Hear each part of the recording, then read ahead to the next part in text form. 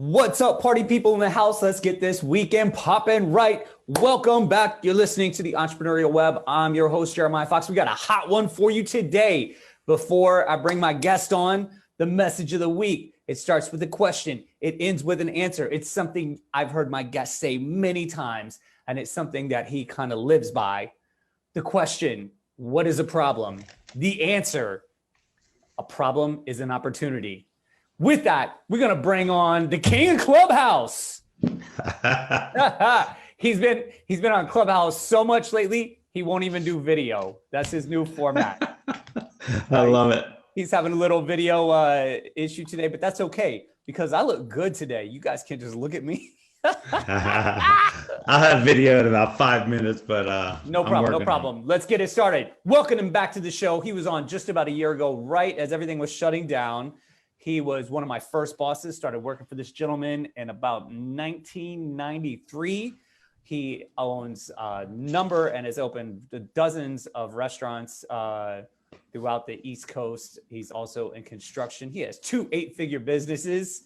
The Why in Entrepreneurship, Tony D Talks, AKA Tony Disilvestro. Welcome back. Hey, what's up, brother? Great to be here with you. All right, so he's been killing it on Clubhouse, no joke. He's been hosting his own rooms, putting me on the spot. Sometimes I sound like a baboon when he asks me these questions. So I want to flip the script on him today and maybe take some notes so I sound a little more prepared when he asks me these questions. But he's been very successful hopping in some big rooms hosted from by some top guys in coaching and in business and entrepreneurship, and he's done quite well. We'll hear a little bit more about that later. But to start, I got a question for you, Tony. How do you get 100%? How do I get 100% or 1,000%? Shit, I fucked it up already. I'm even looking at it. I got it written down in front of me. What the fuck is the matter with me? How do you get 1,000%? God damn it. One day I'm going to get this right. I say 1,000%. And, as entrepreneurs, in business, really, my goal is 10,000% per day. So I'm a person that gets 120 to 150 phone calls a day. So I'm kind of rolling in a million different directions every single day. But, the average person doesn't even know how to get 100% done every day. Right. So it's really the art of delegation, right? And so delegation starts with the right expectations, right? If you can set expectations for employees, they know exactly what you're delegating to them. And then you give away 90% of the one task of the 100%. Now you're left with 10. So if I give you 10 tasks every single day, right, you have to get all 10 done. That's 1,000% you're trying to get done for the day. You deploy 90% of it to 10 people, and now you're back to 100%. Right. That's the key. How do I delegate getting these damn questions right? It's okay, man. We're getting there. Oh my God. So delegation is the key. That means you have to build a team around yourself. How do you build a team that is going to help you accomplish all those goals? Well, really, as an entrepreneur, you need to define your systems, right? So we all start a business. We have this great vision. We're going to be the best chefs in the world, or the best restaurateurs, or the best manufacturing facility. But what we have to do is really take a step back. I had a guy on Clubhouse the other night ask me, he goes, I get the whole make a great system, but how do you even create a system? And so I kind of went into him. He's in manufacturing. I said, look, it's about the tape. I said, what tape are you using to seal your boxes with? I said, now that you know the tape, now you have to create the system, how you're going to use the tape. But first you got to figure out the tape you're using and why. What does that mean to your brand? So every tape, do you have your logo on your tape? What are you doing with the tape? When I open that box, is it a pain in the ass to open it, or can I open it easy? So breaking it down to your system to every smallest detail. Then once you have your detail in your system, now you have the ability to delegate. Because if you don't have a system, you can't do what I said before. You can't set the right expectations before you delegate. And it goes back to the question and message this week is what is a problem? And so when you look at it that way as an opportunity, you make everything an opportunity, correct? I do. I mean, I don't think somebody says, like, what's your biggest problem? I can't even answer the damn question because I'm so solution driven. That's all I think is, where's the solution? And I'm really bad with excuses, because every time somebody gives me an excuse, I think that, stop giving me excuses, give me the solution. Give me the reason why. Right. Right. What did you say? You named the guy the other day, one of the managers in the meeting. He had 1,000 excuses. What did you Yeah, name him? I said, Mr. Excuses. I said, next week I'm going to come in with a new embroidered shirt for you. It's going to say Mr. Solution. I said, I'm tired of hearing your damn excuses. I said, come on, give me something. Give me a reason or how you're fixing something. I said, everybody can bitch. Everybody can complain. I said, but the people that create solutions are the people I want to surround myself with. So that's key to the question that I asked. The second question was, how do you build the team for delegation? You're looking for people to surround yourself with that are going to be solutions oriented. How do you weed through, especially for somebody like you? For those of you who don't know, Tony's got 450 employees at least. How do you navigate those waters and pick the ones that are gonna help you with all these tasks? It really comes down to interviewing, right? So when you interview, you go through your interviewing process, right? First off, who are you hiring, and at what skill level are you hiring them at, right? So I'm all about developing employees and people around me. No different, Jeremiah, when you worked for me a long time ago. How did I develop a guy that was wide open, crazy? I had to come up with a different process on developing a skill for you that worked for you. So, and then I also at that point had to really determine, are you the right guy? Are you the guy that I want to invest in? Are you the guy that want to take my intellectual property and use that to help you? I mean, that's a big decision you have to make as an entrepreneur. Like, do I really want to take this energy to develop you? Well, what you showed me from that day one is that first off, you're coachable, right? Are you coachable? So you really need to determine that when you're speaking to employees. If I'm talking to an employee that's not coachable and he's running over me every time, telling me I don't know what I'm talking about, or thinks he's the expert, hey, that's great. You're the expert. Go start your own business. Right. It's perfectly fine. But to delegate, to have the right delegation, you really have to set the expectation of who the employee is, and you have to be willing to train them. And because the biggest thing with delegation is people are going to fail. And if you do not allow people to fail, you'll never be a great delegator. And you mentioned in the clubhouse rooms this scale you use to determine an employee's value, and it's something you're assessing in the interview process. Can you elaborate on that a little bit? Yeah, so it's a company that I created that we're going to actually take global. It's called Employee Launch. And what this company does is actually takes you through the process from the very first interview we do with you, and it determines where you are, what level you're at, exactly what it's going to cost me to train you, all the way through the entire process, all the way in the upper management and C-suite levels, right? So, but the thing is, most training programs last probably 8 to 18 weeks, something like that, when an employee comes into a business. Realistically, so what our system does is you actually train for 52 weeks a year. Your training never stops. It's truly a communication tool for training. And that's one of the 97% of people who leave the business. When they leave, one of the top things they will always say is, I was never trained properly. Yeah. It's fascinating that people only, I mean, I have people that have worked for me for 5 years, and I still feel like every day we're training. Right, but it's different. It's different from training them in the kitchen, Jeremiah, to sitting them down and actually doing a detailed training process, right? So we have these upper mobility charts that we sit with our employees every day until we're a level 4 employee, where they're trained, right? Once they hit a level 4 employee, then we're constantly training them beyond that point going forward. So can you talk about this number system a little bit more? Is it 1 to 4? Is that how you? Right. So yeah, it's like level 1 to 4, and 4 goes to 4.9. 410. And there is really, if you're hitting a level 5, you're typically at the owner level or at that piece, right, where you're at the pinnacle. But what it does is level 1 is a brand new employee, basically, that doesn't have a lot of skill, is entry level, and then level 4 would be a fully trained employee. So our goal is to, if I come into your company, I'm going to help you build your system around level 4s, right? So I'm going to say, okay, Jeremiah, give me your best cook. Or I'm going to ask you as the owner and say, hey, Jeremiah, define what a level 4 cook would mean in Della. And now I'm going to work backwards. I'm going to devise an entire system. But it's not only that. Then it goes into scheduling. It goes into turnover. It goes into evaluations. It goes into pay scale. I mean, it's very, very in depth. And the other day, KPIs came up a lot. And somebody mentioned something about, what was it, KAIs, key action indicators? Yeah, pretty interesting. Yeah, I mean, what's your take on both of those approaches? I love KPIs. I think KPIs are amazing. I use KPIs every single day in my restaurants. My managers, every time they sit down at the table, they better have their KPIs. But the most important part of a KPI, key performance indicator, right? So how am I growing my business? What am I doing with this KPI to do?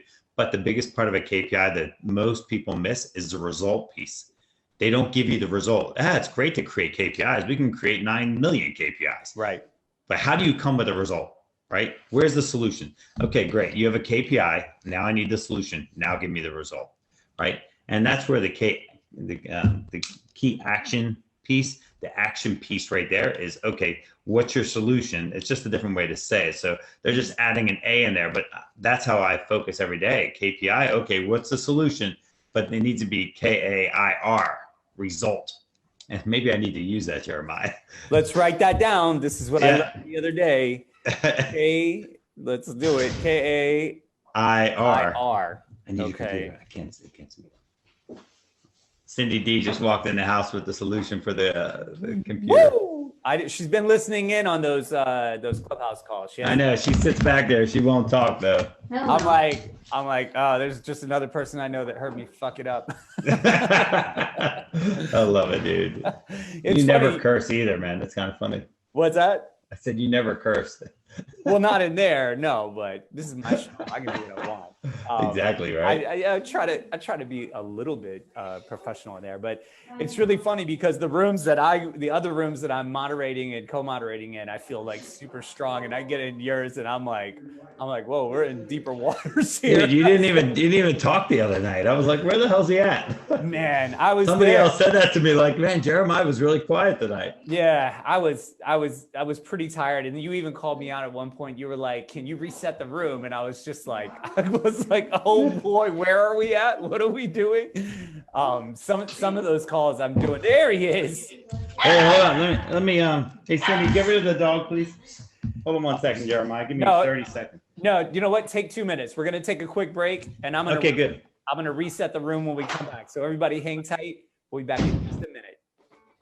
All right, everybody, welcome back. If you're just tuning in, you're listening to the Entrepreneurial Web. I'm your host, Jeremiah Fox. We're keeping it hot here with Tony Disilvestro, also known as the Y in Entrepreneurship. Tony D Talks, and the King of Clubhouse. I'm going to get you a shirt made now, man. I love it. King of Clubhouse. So in the last segment, we were talking about how do you give 1,000, not 100%, 1,000, which could in fact turn into 10,000. And it's through delegation and through surrounding yourself with the right people. Question number 2, how do you invest in your employees? And it's good to see your face. I know you're used to Clubhouse these days, but don't be shy. You're a pretty guy. You was a handsome Italian boy. I love it, brother. So investing in your employees, right? So the way I invest in my employees the most is through training them, right? So it's funny, when you train with them, it's a form of communication, right? So the more you communicate with your staff, the more you work with them, the more they feel empowered, right? So it's empowering your people to feel like they're part of something, right? That's how I invest in my employees every day. It's really through communication. It's one of the things I find entrepreneurs are really, really, really bad at. They do not take the time to talk and communicate with their staff. And then they can't understand why they can't get the results they want, because they have not empowered their people around them. And this goes down to every level of your management, though. If you're not talking with your managers and actually communicating with them, they're not going to communicate with your staff. It goes back to the old dictatorship. I'm 52, so when I started as a kid working, my bosses never talked to me. They said jump, you jumped as high as you possibly could, and you just kept going. It wasn't like today. And like everybody's like, God, I hate millennials. I can't stand them.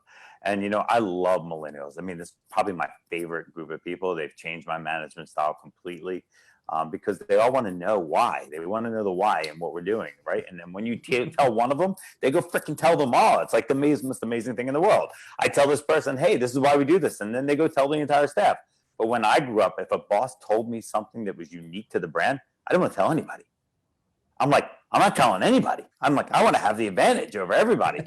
But they don't work that way. They want to they share everything with everybody because they all got a trophy.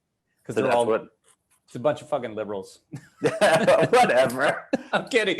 But the thing is, though, they all got a trophy on the teams. Thank you. They all got a trophy. So what happens is, when you play a sports team, always in my life, man, second place was first loser. Yeah. I mean, that's what it was. But second place, that was, we had a great game. No, you sucked. You lost. But like the difference is, though, in the workforce, what happens in the workforce, man, is they really start to become great employees because they're team players. They really are. Right. I mean, it's funny when you asked me that the other day, and I was like, oh yeah, I've co-signed like leases for like my managers and help them get set up. And it's easy to answer that question monetarily, right? Like I pay them really, which all those things are important. But if you're not, I mean, I think back to you and the way you treated me as a young employee, like you treated me like family. How much does that play into that question as well? Like, obviously the training is huge. It's a big factor, but like there are certain people that you really like pulled in and kept them close to you. I mean, it was funny. I just answered that question from that way, and that's not the answer you were looking for at all. And I was like, oh. But it doesn't matter. So what the difference is though, right? So money does nothing. I can't tell you how many people I've helped them with a car payment or a rent payment. And I do all this stuff. I bought a guy a house once, help him. I bought the house from him, and it turned back around me that I was the heathen, and I made him buy a house, and now he's bankrupt, and it was all my fault. I'm like, oh my gosh. I have to be honest with you. I get more out of employees when I sit down with them and I shake their hand at the end of the night when I'm leaving work. I give them gratitude, man. And they leave that night and they're like, man, that guy's pretty cool. I had a cook meeting the other night, brought all my cooks back. They had made a couple little mistakes. I brought them all the back, man. I just told them about me milking cows in Wisconsin. And we go out to our fields and we find the tomatoes. And I said, everything we do, man, we are looking to create the best product for you and make your jobs easier. And the one cook comes to me after, he goes, man, it's so unbelievable how much you care about your people. And all I did was have a conversation about my core values. Yeah. And that's all I talked about was my core values. And the guy was like blown away. Well, it's no different than what you do with a customer, right? Like I mean, you want to talk to as many customers as possible. I remember you on, you coming out from behind the pizza bench and just like going up and talking to everybody and shaking their hands. But if there's ever an issue with the customer, you never like blame them, right? You listen, you talk to them, you open a line of communication, and often that's all it takes, right? They don't even want anything other than like, they want to be heard. And somebody mentioned it the other day in the Clubhouse room that your employees are your actual customers. They are the internal. And your customers are their customers. Yeah. And someone was talking about, it might have even been you describing like a dining room, and a server had their section and it was like their mini business. Yeah, the CEO. Yeah, yes. So I was going to go there. You go ahead, elaborate with that, and I'll speak to my own experience. So I did a LinkedIn post a couple of weeks ago and just saying, imagine if we could get every one of our servers, any one of your sales, so whether in a car dealership, doesn't matter. Imagine if every one of your salespeople were the CEO of your brand. And everybody's like, what do you mean by that? So one of my owners, I took him through this whole process, and he had a wait staff meeting, and he goes, you're all my CEOs. You have 4 tables. That is your business. That's your company. I want you to tell me what it costs to wipe it, move it, clean it, take care of every customer. I said, now, are you going to try and increase sales? How are you going to accomplish this? And it just blew his staff away. You know what I mean? Yeah. Gave them ownership, right? And that's what it is.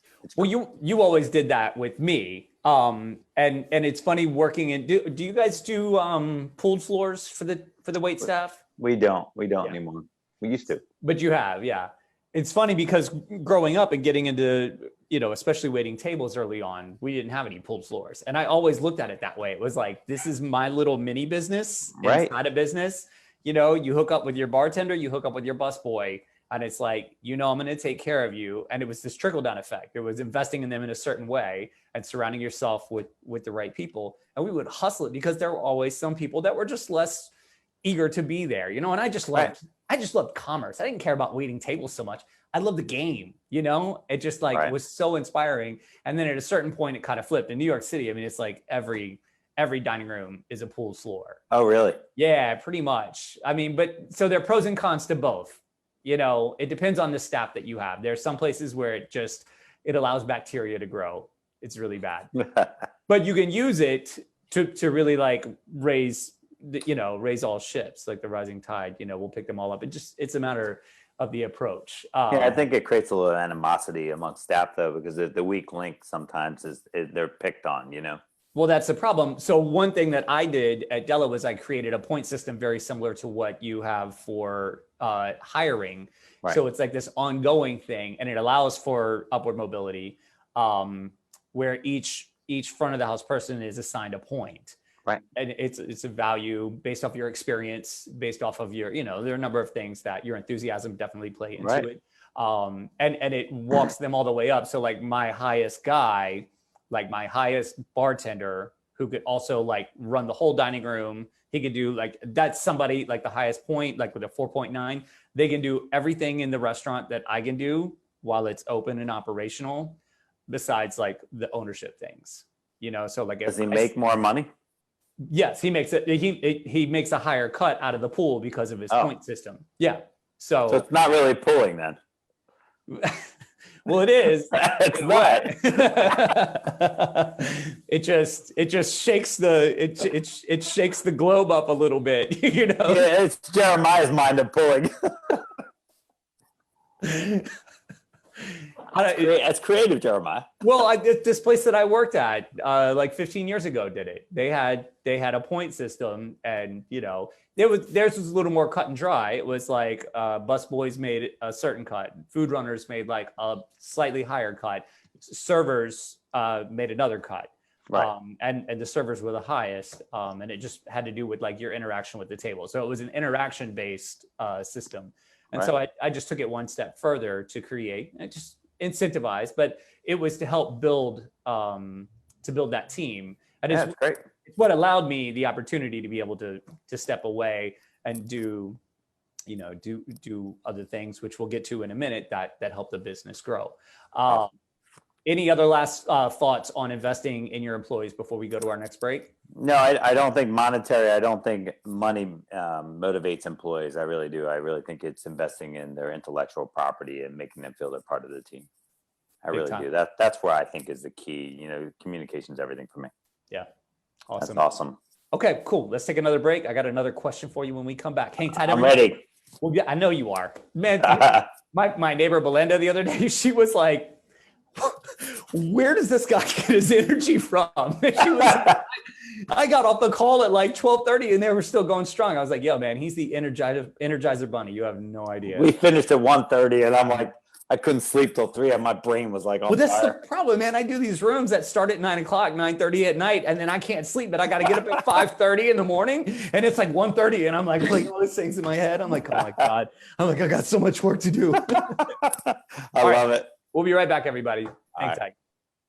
All right, folks, we're jumping right back in the fire here with Tony D. I got a series of questions for him that he just asked me. I'm reverse engineering your questions to try to get an edge on these goddamn rooms so I can sound good. So you're not so damn quiet next time. Whew. Yeah, we're going to work that out. Anyways, all right, next up. How important is marketing to a business, and how do you assess ROI on your marketing?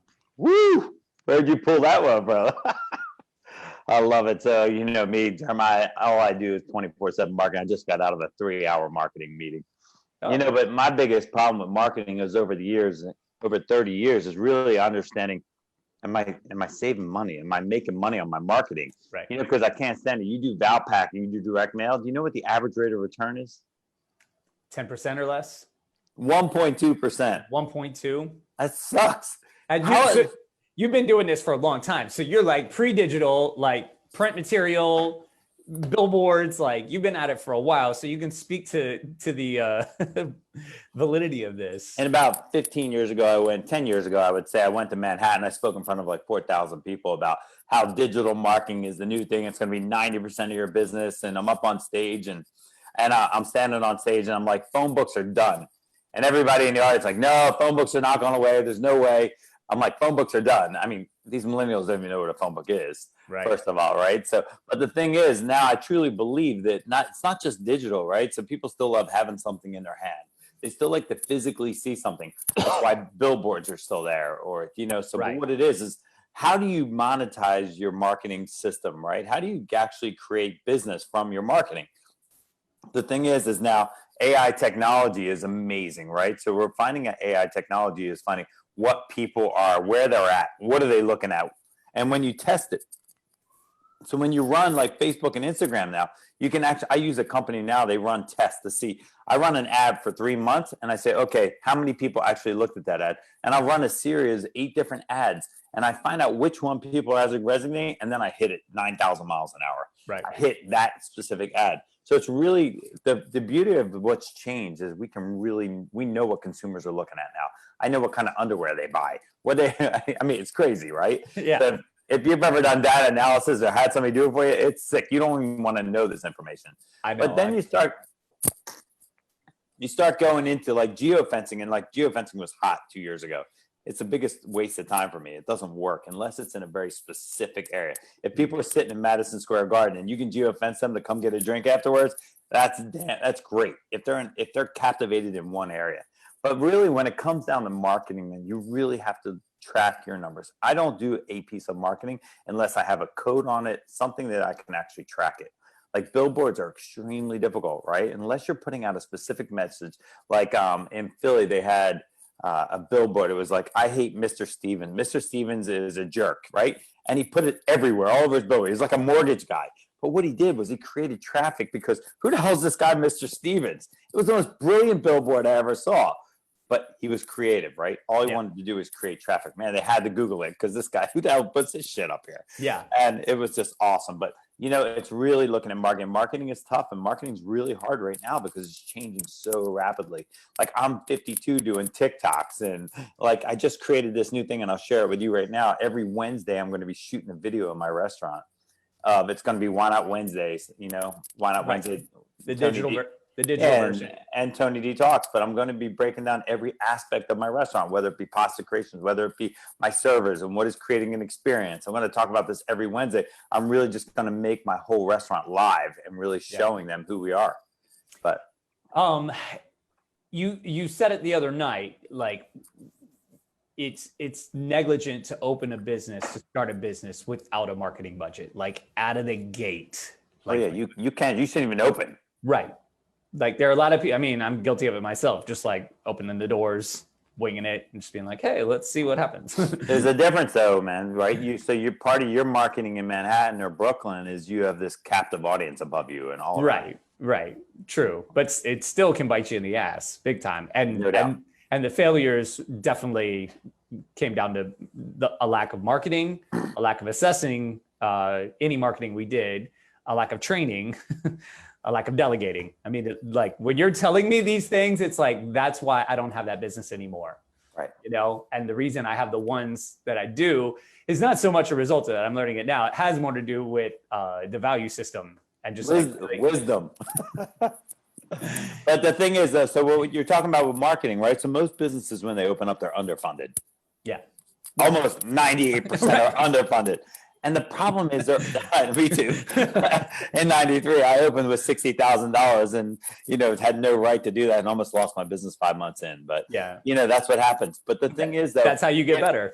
If I'm coaching entrepreneurs, we want every young entrepreneur not to make the same mistakes we did. Right. We did. We don't want them to hit the brick wall that's behind your back. We want them to hit a wall with a mattress that's softer, that's lighter.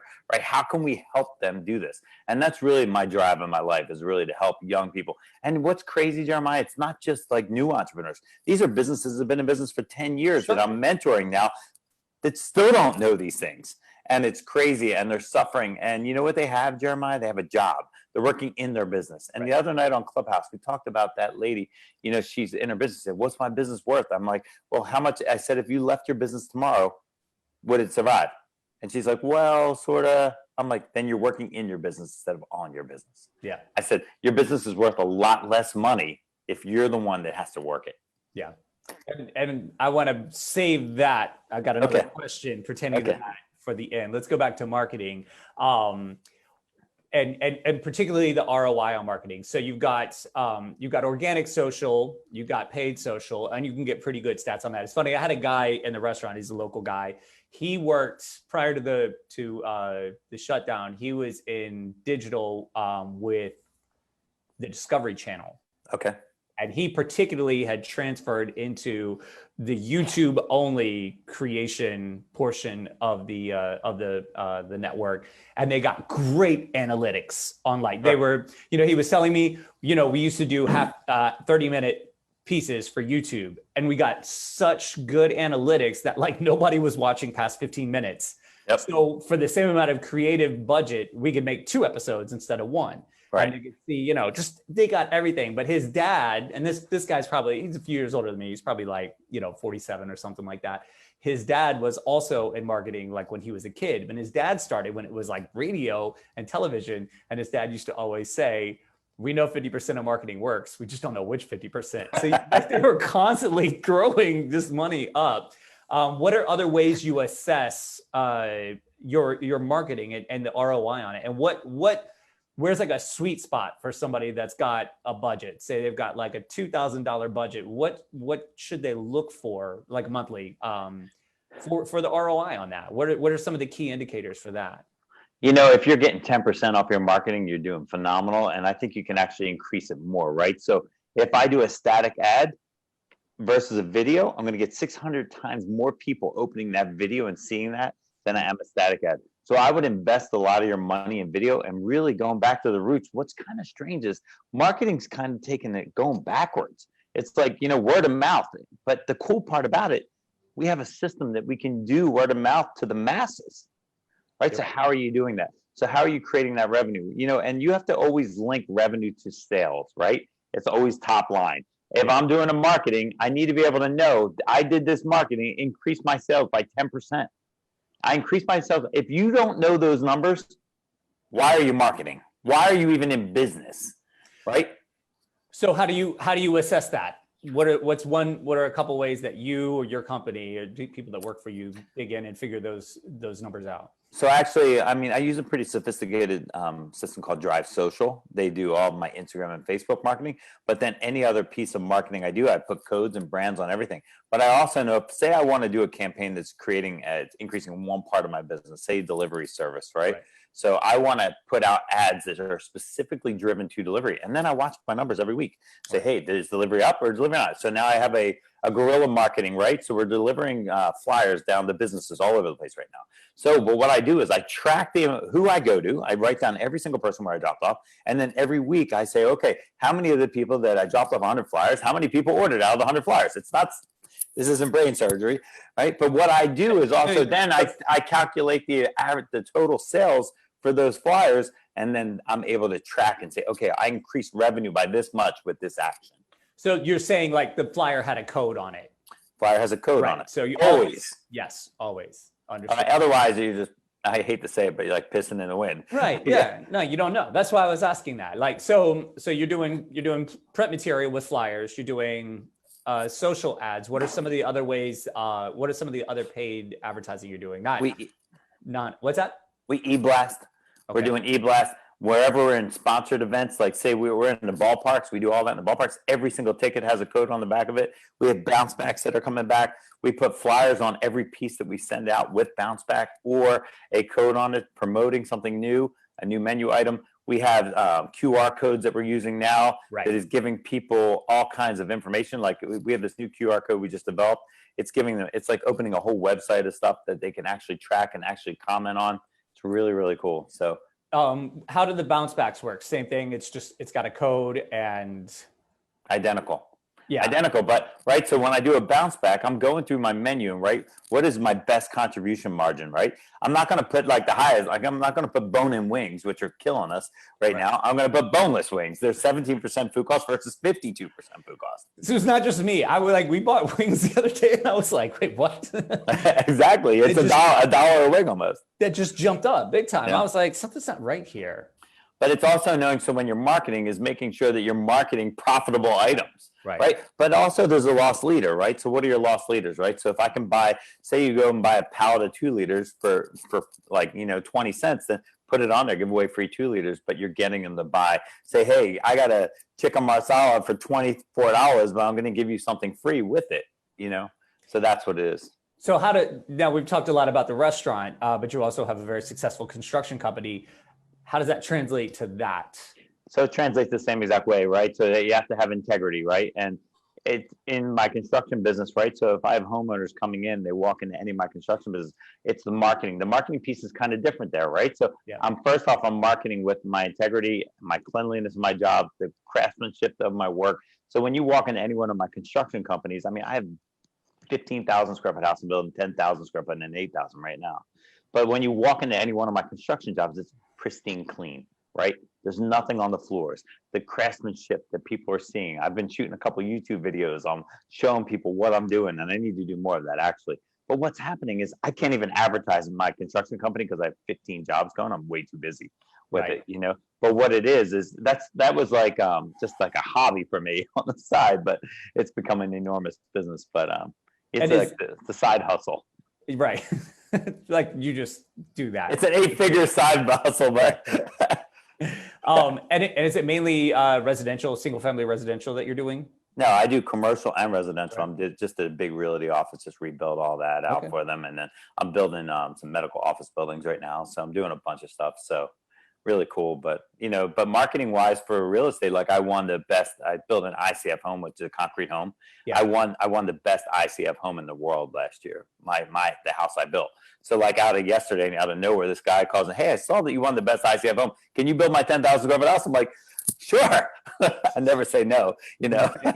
Right. You know, but it's kind of crazy, right? So marketing there, I win a contest because of the integrity of what I'm doing and the quality and the craftsmanship. I win this huge award in Vegas last year in front of 1,000 people. I'm sitting next to builders, been building these types of houses for 30 years. They're like, how the hell did you do that? Your first house? I said, it's just because I'm disciplined with what I do, but that's marketing, right? Of course. So, right. So this house will be a $600,000 profit for me, you know, just building one house. But it's because of the integrity of what we do. So everything people do in business, you know, you have to be able to back your marketing up. And, you know, we go into the 3 pillars on Tuesday night a lot. It's really knowing your brand and using your brand and making sure your marketing is on point compared to what your brand is. And that came up the other night too. Like, don't market something you can't follow through on. Like, without a doubt, you will get exposed super quickly. So you have to make sure that that's in check. And it's funny, we're talking about Clubhouse, right? And there's all these people on Clubhouse that act like they're experts. They don't know shit, dude. And it's like crazy because, you know, it's knowing what you do. I mean, people are like, how can you talk about anything in entrepreneurship? You're talking to people with 50 different kinds of businesses. But I said, when you're in the trenches and you've actually done business, you can actually talk about business. Yeah. What we realize every day, we're all in the same exact business. Every one of us, we're all in the people business, right? It's 98.6 degrees. I say it all the time. You know, what is your problem? Your problem, I guarantee you, will be 98.6 degrees. But it's an opportunity. Until robots start buying shit, right? Right. Hey, it's coming. It is. All right. One more quick break is coming, and we'll come back with the last question of the day. Awesome. Thanks, brother. Right, everybody. Yeah. All right, everybody. We're going to wrap this one up, talking again with Tony D. I'm trying to reverse engineer all the questions he asked me on Clubhouse so that I can sound you better bring it on this last session. I know, man. Jesus Christ. All right. You alluded to it. You alluded to it earlier. And I just wanted to bring it in, especially because we were talking about how money isn't really the motivator for people. Why should a business scale? Why should a business fail? Scale. No, all these things lead to scale. Marketing and investing in your employees, delegation. Why, and you pointed out, you know, and I agree, it's true. Like, you know, millennials in particular, who are a huge part of the force and growing. Like, why scale if they don't necessarily want if money is not the main motivator? Well, you know, a lot of times people will say, you know, love what you do, but it's not really about loving what you do. It's more about, do you love business? Do you love being in business, right? Because we can all go get a job and love what we do. You could love cooking and just be a cook the rest of your life, right? Right. But do you love business, right? So me, I love what I do physically every day. I love managing people, but that doesn't mean I'm a manager. I love business. I love the art of business, the art of succeeding. And that scaling isn't necessarily for everybody, Jeremiah. Like, you've got to love business and want to scale, but it's perfectly okay. Just because somebody owns one business for 40 years, I love that. I love the fact that they found their niche and they're working in their business. But the lady the other night on Clubhouse said, hey, how do I sell my business? Now that's a whole different conversation, right? Are you scaling your business? Do you want a franchise? So another lady last night was asking me about how do I franchise? Well, you're out there delivering beach chairs on the beach. How are you going to franchise your business if you're actually the person delivering the chairs? Yeah. So scaling a business is great. Like, you know me, I'm all about scaling everything, but you truly have to get your systems in place before you think you can even talk about scaling. It's not even possible to talk about scaling unless you're a systemized person. It's process and procedure. So this came up the other night, and you guys might have continued once I got off the call, but systematize your systems. What does that mean? Yes. So you have systems, right? But you have to make sure they work, right? You just can't have say, oh, I have systems. Oh, that's great. You have systems. But do they work with the people that you're working with? Can you actually articulate that to an employee that you systemize what you're doing? Because it doesn't matter. You as an individual, Jeremiah, if you were a sole entrepreneur, you have systems, but how good are they? Can you put 50 people around you that can run that same exact system? So you have to systemize it. You know what I'm saying? So it works for other people. Need a coach to coach. Yes, exactly. So how many people coaches have coaches? They do. Almost all of them. All of them that I've talked to. So it comes down to communication, essentially, like your ability to communicate, the effectiveness of it, and your ability to communicate it to other people to really prove its potential and its worth. So it's delegation, right? It's effective delegation. It's effective communicating. I mean, the principles we're talking about in business really aren't different, Jeremiah. Right.